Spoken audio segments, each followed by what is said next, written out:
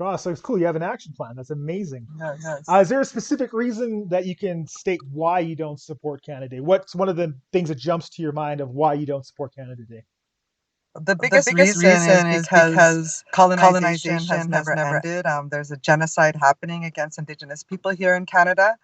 We say that colonization is an act of war. So Canada has continued to wage this war on us since contact. They're celebrating 153 years of this war being waged upon us, and so we will never celebrate that until, you know, we'll celebrate when we get our land back, and we won't be celebrating Canada Day. We'll be celebrating getting our land back.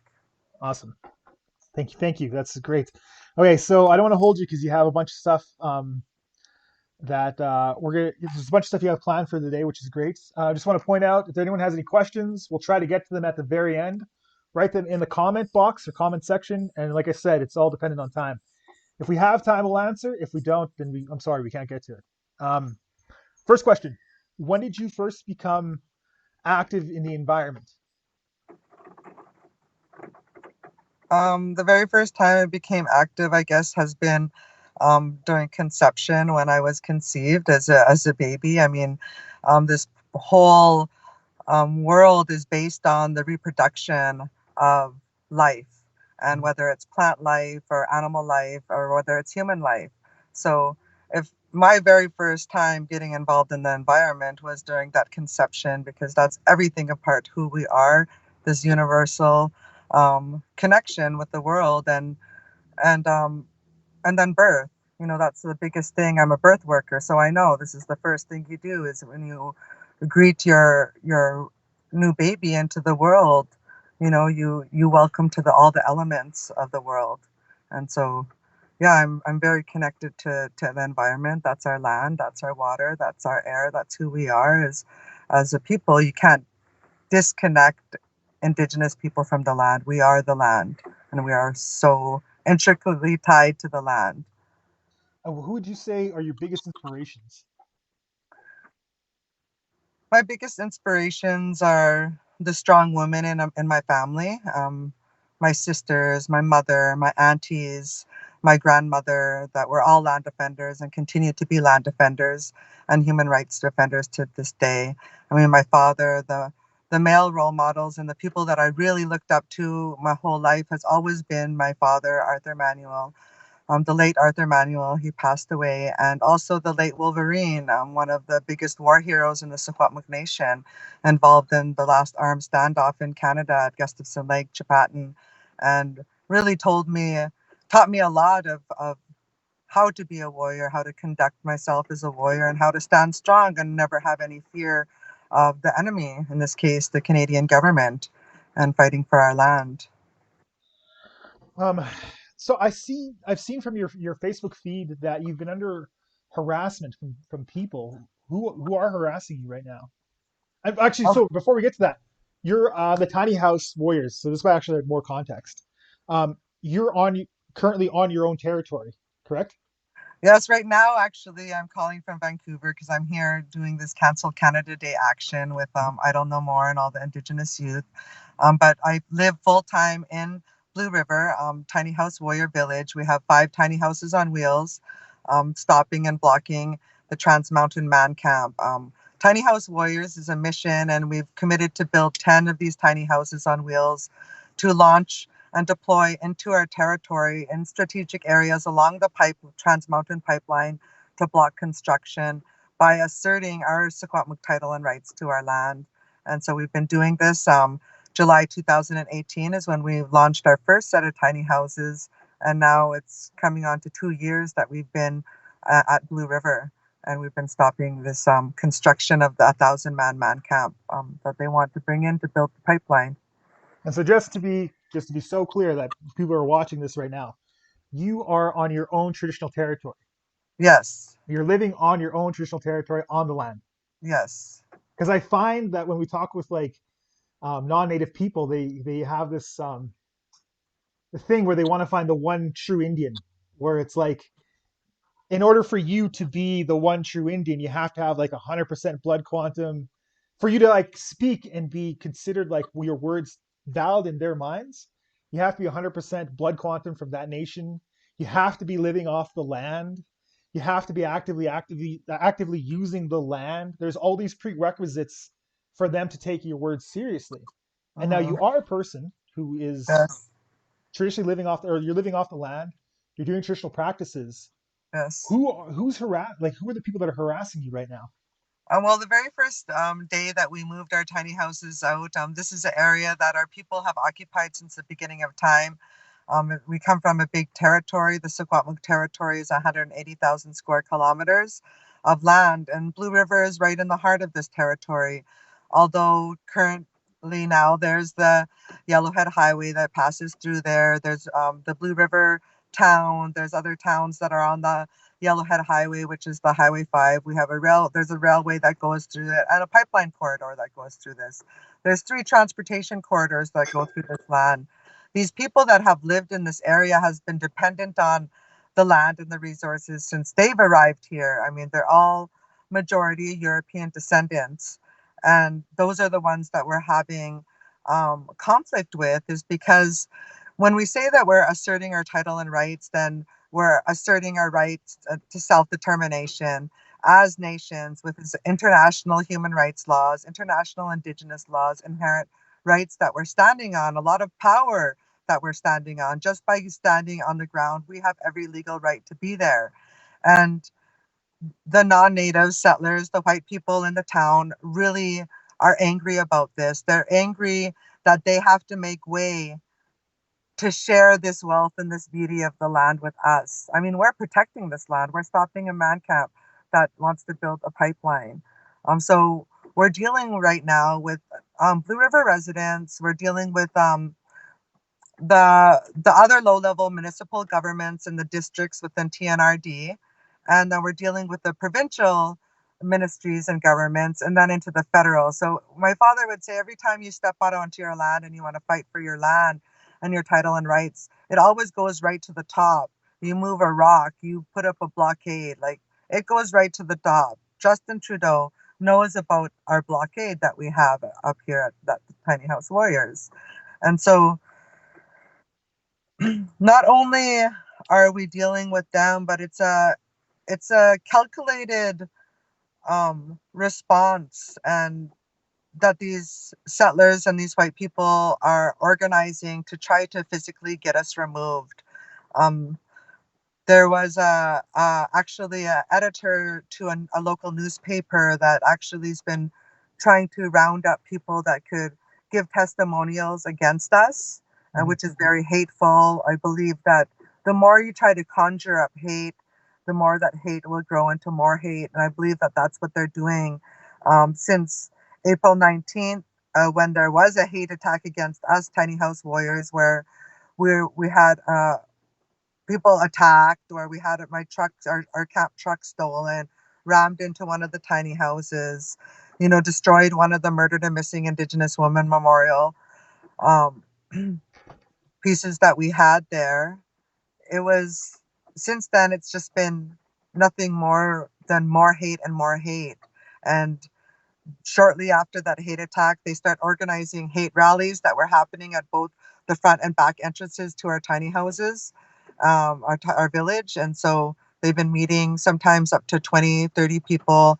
And that has turned into a barbecue and a blockade. So last week they blockaded, and they do it every week. So last week was the 6th week in a row that they had this hate rally at our doorsteps, all escorted by the RCMP, the division liaison team, or the regular uniformed RCMP.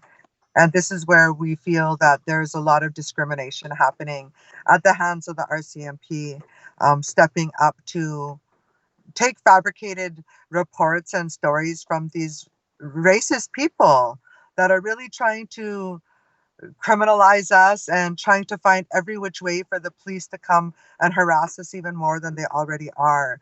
One of the examples is that I had a court condition from one of the Trans Mountain charges I have that I'm going to trial. But one of the conditions on the court order was not to wear a mask. Since COVID happened, we had went to the courts and amended that condition so I can now wear a mask. And one of the one of the people at the hate rally called me out for wearing my mask and called the police and reported me wearing a mask to the local RCMP. And so those are the things that I have to deal with when I have Karens calling me, calling the cops on us, legitimate land defenders, and trying to just rack up these bogus criminal, politically motivated charges or accusations in order to have more police presence and terrorism happening on us and our camp. We are a majority uh, Indigenous women and young people, and elders, and artists. So we have a lot of people at our camp that are very knowledgeable about our rights. These young people have been born and bred into the movement, and they can stand up and face off with any Canadian and explain why we have legitimate rights on our land and why we have every right to be where we are right now, living and breathing on our territories. It's tricky. So you're there's a couple of things I wanted to ask about. You have groups of white people coming to Canadians or white people coming to your camp entrances on both sides and blockading you from leaving or coming in. Yes. Well, now they're blockading the back entrance every time they come. At the beginning, at the front entrance was actually right located by the Blue River Campground, which is a private owned campground that was renting out spaces for COVID campers. All of these people are pro pipeline, and they have admitted that they're all pro pipeline, and they admitted in a local newspaper article that they're there to counter protest us. They said they're counter protest, and so they're targeting Indigenous people. Some of the people organizers involved in this have put out um, Facebook posts in some of their local Facebook pages, encouraging businesses or discouraging businesses from serving us. Hmm. Um, they're asking and they're posting pictures of myself and other Indigenous women and asking local businesses not to serve us. Some of these businesses have um, not served us because of this. They said they're not serving protesters. And every single one of these so called protesters that they're talking about are Indigenous people asserting sovereignty on their own lands. So basically, they've because of these ads, they're it's kind of like not serving Indigenous peoples. Yeah, because other people that are passing through, I mean, this is we're right in between Vancouver and Edmonton. So there's a lot of natives that drive by all the time and stopping in these local gas stations. It's right on a major transportation route. And some native people from other places have been denied service just because they were native. And they were so clueless as why they were being denied service, and if we saw them in the parking lot being denied, or that's what we had to do. I mean, we were in the parking lot getting some free Wi-Fi, so we saw every native that was being denied. Yeah, that's I think that there's a lot of folks that just kind of want that excuse to, I feel anyways in my experience, that there's a lot of folks that want that excuse to just exercise racist ideologies and prejudice. I feel like this call out gives some of these businesses and people that excuse to perpetuate hate, and it's so bizarre to actually see that. The police themselves, I was watching a video that was released of some women that were looked like they were on the side of the highway with some red dresses, and they were being harassed by the police. Mm-hmm. And one of the RCMP officers actually said to one of the women that they don't even know what they're really doing, or they don't really know what that red dress is. Yeah, exactly. That's exactly what the RCMP said. And these RCMP are staked outside of our home. They've been stalking us for since we've been here, and they started a new police division called the Community Industry Response Group, and they're marked RCMP vehicles with the CIRG acronym, like CIRG, Hmm. on there, and to let us pretty well know these guys are industry police. They're the ones that have been formed to defend and protect the corporate interests of Trans Mountain Pipelines and Coastal GasLink. That's the reason why they have been formed. And so they were the ones responsible to the Wet'suwet'en raids And they're also the ones responsible for the ones that continue to surveil us and tail us and follow us, stake our homes out, and continue to harass us. On that day of the video you were talking about, he was staked out 45 minutes into our front entrance, and then he went over to the side entrance and he was parked there.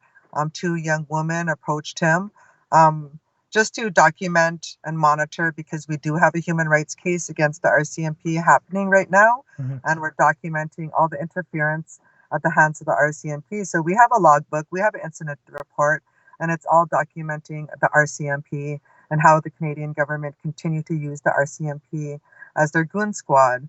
And that day they walked up, they monitored that. The police got out of the vehicle and he said exactly what you said. It's you people are starting to lose track of why you're even here, he said.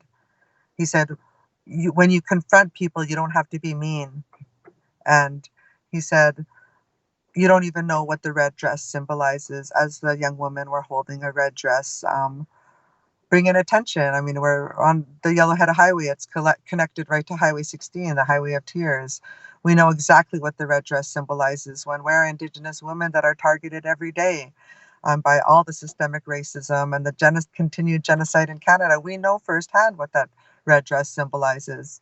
And and these young women, that's what they responded. They said, like, if you're saying that walking on the side of the road with the red dress is mean, that's what he's saying. Like, you don't have to approach everybody and be mean. Like, I mean, the Canadian government has been the meanest, evilest, dirtiest, raping country there is to Indigenous people. They've been so good that they've been able to cover it up and try to give them a facade like they're the best upholding human rights, when they're not. That's the scary thing about Canada, is that other countries, they're not trying to hide the violence against Indigenous peoples. Canada is, and they're hiding it by words like reconciliation, and we're working towards truth and reconciliation, where they're really hiding around that they're good to the Indians, when they're not. They've been evil. They've been committing harm and war and genocide on us. And we're not scared to tell the world. And we have social media, we have our own ways to get our messages to the world about the truth of what is happening. I mean, I wanted to talk about the things that real live people are dealing with right now Hmm. in Canada. Like, there was two women in my community that all both had 6 children each. They didn't need to have their kids taken away. They were good mothers. Somehow they got called on to child social services. They got their kids taken away, both of them. One of the mothers ended up dying after that. One of the mothers had to witness her son committing suicide. One of the other mothers had to deal with her daughter overdosing. Like, all of these symptomatic, these are all symptoms of us being stripped from our land of who we are, because we can't be who we are without land. It's like going to a arts and crafts making class at an Indian Friendship Center and saying, "This is who I am, I'm Indian." Hmm. No, that's not who we are. We're from the land. When you walk on the land and you put your bare feet on the earth, when you eat those berries, when you fish that salmon, when you bite the heart out of a deer, of your first deer kill. That's who we are. We're so connected to the land. We've been continuing this. It's in our DNA. We've been continuing to be native for tens of thousands of years, hundred thousands of years, since the beginning of time, since time immemorial. We've been native to this land. It's in our blood. And Canada has come and disrupted all of that. And 150 years has left us with what we have today. And I say, we are colonization was a big bomb, a big atomic bomb, and the survivors are what's standing right now from colonization. Big movement to decolonize. We're not happy with this colonization. We are Hmm. decolonizing, and that's the big movement, and that's the big shift some from that back in Native Youth Movement times, from back in, American Indian Movement times and the Red Power movement. All of this has been to decolonize, to get back on the red road of who we are as Indigenous people. And now we are 2020. There's radical youth. We have nations of land defenders and water protectors out there. It's become a fad now to be a water protector and a land defender. Now let's get back. Let's get even farther. Now let's build, climb into this land back movement where we're saying, okay, now we know who we are. Now let's go get our land back, and Mhm. let's stand there and let's claim it back for all of us. And that's where we are at now, 2020, and this is the year. We need everybody out there and just claiming back land. Get your canvas tents, your teepees, your tiny houses, your pit houses, your little any type of little shelter that you could have, out in the bush, out in the land, out in our territory, out on your chopping grounds, hunting grounds, berry picking grounds. This is the year, land back, and we're going to do it. We're going to start taking our land back and showing our young people how much we love them. Mm. I just want to elaborate on one of the things you had said about the RCMP. The Murdered and Missing Indigenous Women's final report um, exposes the complacency of the RCMP when investigating murdered and missing Indigenous women. So, not following up on leads, not doing their due diligence when investigating, which is the reason why there's like, I think, a percent of convictions because the evidence isn't there. The police are Mhm, failing Indigenous women clear across Canada. It's mhm, within the report. The mhm, report didn't go any further because they were going to start investigating the police as possible perpetrators as well. But they kiboshed that step in the report. But what Kanahus is talking about, people could be like, oh, she's kind of shooting off hip. No, no, it's actually in the report. If you read the report, if you just listen to Kanahus right away, and then if you really want some further like backing, you can read the report because it's in there. The harassment from police is in there. The apprehension of Indigenous youth from loving parents, which breaks apart families, that can be found in the report. APTN right now is doing an investigation or their own news report on it as well. mhm, Um, the decimation of families and keeping us impoverished and keeping us broken is the mandate of Canada. If we are broken, how do we protect the land? We have to heal ourselves first. But this is all like with Russ, we're talking about colonial enforced poverty. You're seeing that in action with Kanahus, who's on her own lands, trying or reclaiming her own lands and being harassed by various media organizations, local people, protesters, and the police.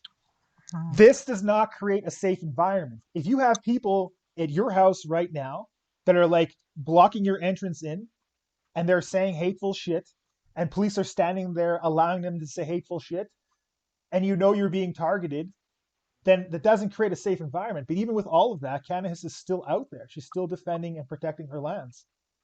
So mhm. for those, I'm just trying to recap this for the people that are just tuning in or are just like watching this right now. Um, I, yeah, there's an issue that they had about like man camps. I talked with Desiree in the last segment because she's from the States. How dangerous are man camps to your community or to communities in general?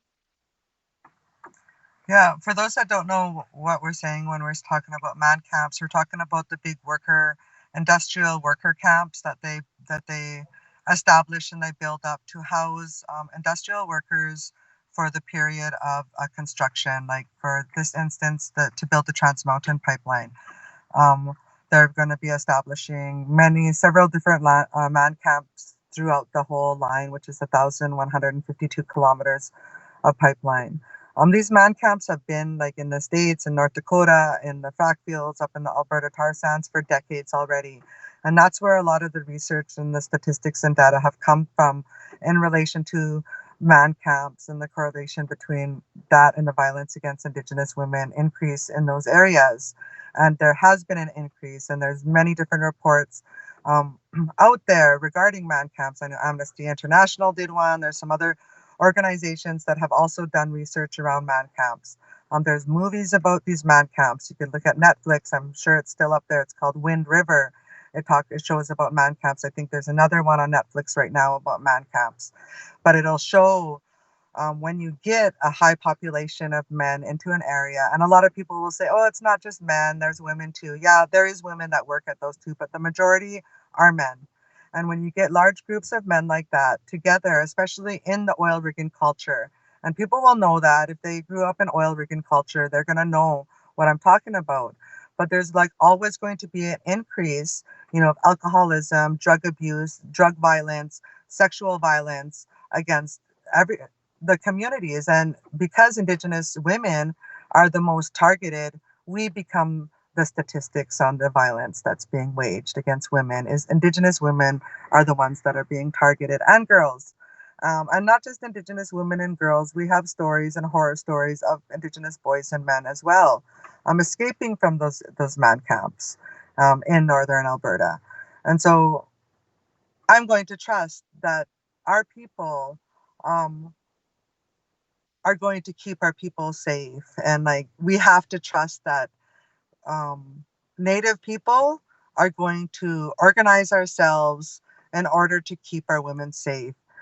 In our case, we had to leave the reserve and actually move out to the site to actually stop the construction for this man camp. Um, we're so close to the Highway of Tears, the Highway 16. It's all linked. For those that don't know, the Highway is 16 is the Highway of Tears, Highway 16 is called that because of all the girls that have went missing on that highway. We want to, you know, carry the Highway of Tears all the way to. We want people to know that it's not just happening on Highway 16. It's connecting Highway 16 connects to Highway 5 to connects to Highway 1 that connects to all these highways across all the infrastructure, highway infrastructure across Canada. Our girls are going missing. And I'm saying this because it's these transportation corridors are for everybody. They go straight across Canada. There's the big trucking industry. There's so much that's happening out on our lands right now. They're stripping our resources. I want to try to connect what I'm saying to why Canada is doing this. Why is Canada doing this? Canada's doing this and treating Native people like shit, putting us on Indian reserves. They put us in Indian residential schools to strip us from the land, strip us from who we are, from our knowledge, from our family systems, for everything of our medicine knowledge, our healers, our hundreds of generations of the healing knowledge of all of this knowledge, hunting knowledge, all of this language, everything of who we are. And they forced us onto these holding pens that are called Indian reserves. And there's hundreds of them across the country. But if you add them all up, it's only 0.2%. Very, very small land base in Canada. That's the Indian Reserve base. So Canada has gotten wealthy off of all of that land, all of the remaining amounts of land, and they still get very wealthy. And today, right now, the Alberta tar sands is being mined. They hope to mine an area the size of Texas or possibly bigger. They're mining hundreds and hundreds of feet into the earth, and they're mining blood bitumen, bitumen from the earth that they want to pipe throughout the world to the global markets, to Tidewater, because it's landlocked. It's landlocked in Alberta. And so any type of brilliant economist or business person is going to say, oh, well, it's landlocked. It's not worth anything until you get it in the pipes and you get it flowing to the global market. And our whole country is veins of transportation corridors that are taking this stolen resources out to the global market, and Canada is getting wealthy exporting this raw resources and has gotten very wealthy, and that's why they want to keep us there.